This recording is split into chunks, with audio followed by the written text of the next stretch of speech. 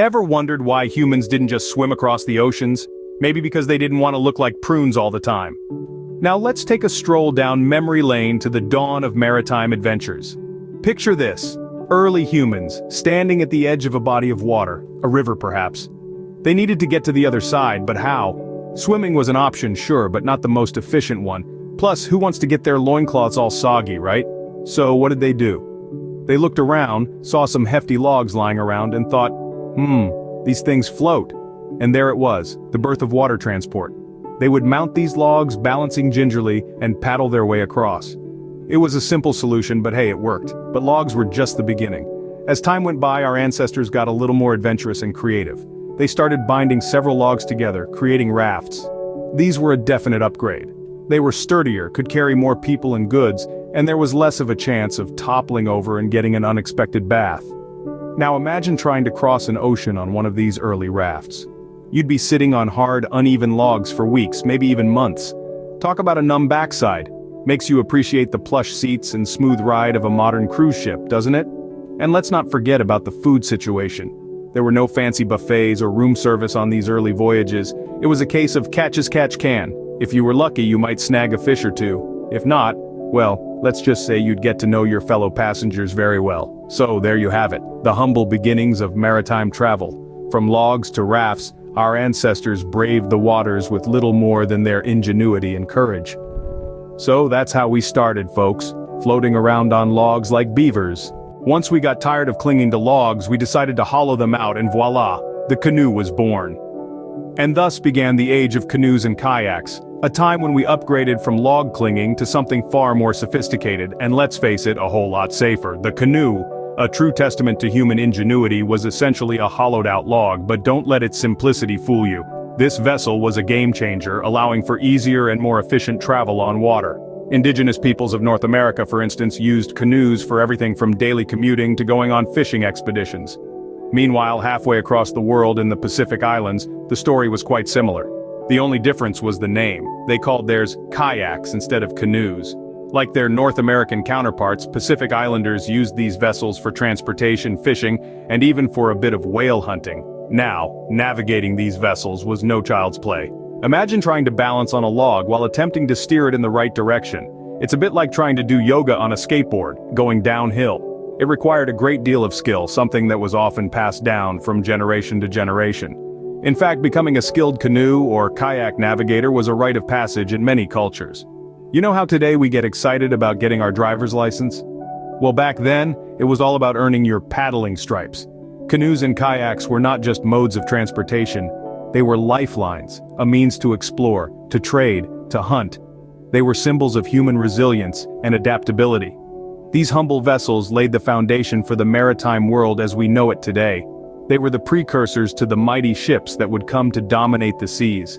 And that's how we paddled our way into the age of canoes and kayaks, no gym membership required. So the next time you see a canoe or kayak, give it a nod of respect. After all, they represent a significant chapter in our maritime history. Soon we thought, why paddle when you can harness the power of wind? Thus, the era of sails and oars began. And what an era it was. Imagine the scene, vast oceans, grand ships, and the whispering wind guiding us towards the horizon. The sail and the oar, these two simple inventions revolutionized the way humans traversed water bodies. The idea was simple. Why exhaust ourselves paddling when we can let the wind do the hard work? And so the sail was born. It was a brilliant piece of engineering that took advantage of nature's power to move us forward. Now, let's talk about the civilizations that were the masters of the sea during this era. First up, the Egyptians. These guys were not just great at building pyramids, they also knew a thing or two about sailing. They built vessels with large, square sails that could catch the wind, allowing them to cruise down the Nile in style. Then, there were the Greeks. These ancient mariners took the game up a notch. They introduced the concept of rowing with oars in addition to sails. This meant they could move even when the wind wasn't cooperative. Smart, right? But being a rower on these ships wasn't exactly a joyride. Imagine waking up at the crack of dawn, grabbing an oar, and rowing for hours on end. Talk about a workout. Some might have complained, who needs a gym membership when you can be a Greek rower? It's safe to say, the rowing machines got nothing on the Greek trireme. So, life on these vessels wasn't all smooth sailing. There were storms to weather, hard labor, and let's not even start on the seasickness. But despite the hardships, these brave sailors charted the unknown waters, changing the course of human history. So, from muscle-powered to wind-powered, we sure knew how to go with the flow. And as we navigated the seas and oceans, we set the stage for the next era of maritime adventure. But that's a story for another time. For now, let's just appreciate the ingenuity of our ancestors who turned the power of wind and muscle into a force that propelled humanity forward. Once we discovered the power of steam, there was no stopping us. The age of steam and steel was upon us. It was a time when we began to harness the power of heat and water, creating steam to propel our boats forward. Imagine the scene. Burly men shoveling coal into fiery furnaces, sweat glistening on their brows, as the ship's mighty engine puffed and wheezed like a sleepy dragon waking from its slumber. The steamship was born out of this fiery crucible, a marvel of human ingenuity and stubbornness. It was the dawn of a new era, where we no longer depended on the whims of the wind to sail across the seas. Now, we had the power to dictate our own course, quite literally. It was like graduating from a tricycle to a motorbike, except with a lot more coal and considerably less leather jackets involved. With the advent of steamships, global trade and exploration took a giant leap forward. It was like upgrading from dial-up to broadband. Goods could be transported faster, further, and in larger quantities. It was a game-changer, turning the world into one big, bustling marketplace. Suddenly you could have tea from China, spices from India, and a questionable sense of fashion from Europe, all without leaving your hometown. But let's not sugarcoat it, the early steamships were not exactly the epitome of reliability. Picture this. You're halfway across the Atlantic, sipping your morning tea when suddenly your ship decides to take an unexpected break. It's like your car breaking down in the middle of nowhere, except you're surrounded by miles of unforgiving ocean instead of a 24/7 roadside diner.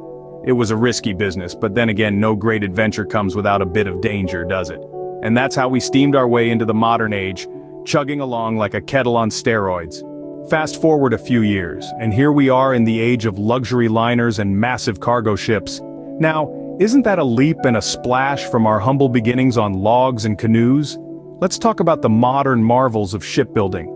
Ships today are like floating cities, and I'm not exaggerating. The largest ones can carry thousands of passengers, not to mention their cars, and even a few swimming pools and mini golf courses. Yes, you heard that right. We've gone from paddling with our bare hands to perfecting our putt on the high seas. Now you might be wondering, how on earth did we get here?